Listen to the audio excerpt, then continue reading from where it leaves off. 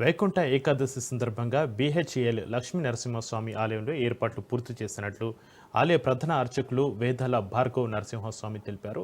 రాత్రి 12:30 స్వామివారికి సుప్రభాత సేవతో పూజలు మొదలవుతాయన్నారు. ఇక మధ్యాహ్నం 3 గంటల నుంచి స్వామివారి ఉత్తర ద్వార దర్శనం కల్పిస్తామని తెలిపారు. స్వామివారికి లక్ష పుష్పార్చన కార్యక్రమంలో భక్తులంతా పాల్గొన్నారని పిలుపునిచ్చారు. ఆలయానికి వచ్చే భక్త కోటికి ఇబ్బందులు తలెత్తకుండా అన్ని ఏర్పాట్లు చేస్తున్నట్లుగా అర్చకులు వేదల భార్గవ నరసింహస్వామి తెలిపారు.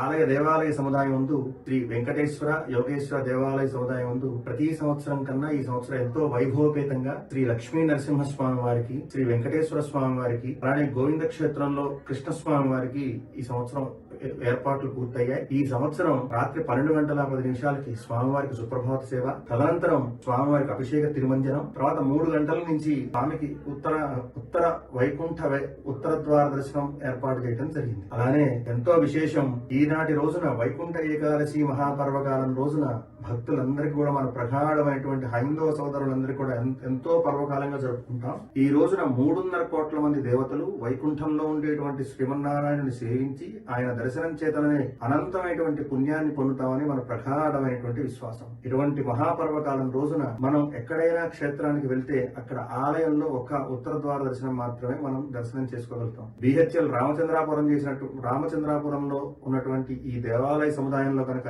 ఇక్కడ ఉత్తర ద్వార దర్శనానికి వేయించేస్తే ఏకకాలంలో 3 ఉత్తర ద్వార దర్శనాలు చేయవచ్చు. అలానే కృతయుగావతారమైనటువంటి శ్రీ లక్ష్మీ నరసింహస్వామి వారి యొక్క ఉత్తర ద్వార దర్శనం, కలియుగావతారమైనటువంటి శ్రీ అల్మేల్ మంగా పద్మావతి సమేత వెంకటేశ్వర స్వామి వారి యొక్క ఉత్తర ద్వార దర్శనం, అలానే ద్వాపర యుగంలో అవతారమైనటువంటి శ్రీ రుక్మిణి సత్యభామ సమేత మురళీకృష్ణ స్వామి యొక్క ఉత్తర ద్వార దర్శనం. విశేషమైనటువంటి ఈ స్వామివార్లందరూ ఉత్తర ద్వార దర్శనాలు చేసుకుని మీ అందరూ మోక్షాన్ని, ఆనందాన్ని, అమితానందమైన విశేషమైనటువంటి ఐశ్వర్యాన్ని, జ్ఞానాన్ని పొందాలని మనసారా కోరుకుంటున్నారు. అలానే దేవాలయ యాజమాన్యం వారు, బిహెచ్ఎల్ యాజమాన్యం వారు ఎంతో భక్తి శ్రద్ధలతో వచ్చేటువంటి భక్తులకు, అలానే వచ్చేటువంటి మన ఆచార్యులకు, అలానే సాధులకు, సంతులకు ప్రత్యేకమైన ఏర్పాట్లు చేయడం జరిగింది.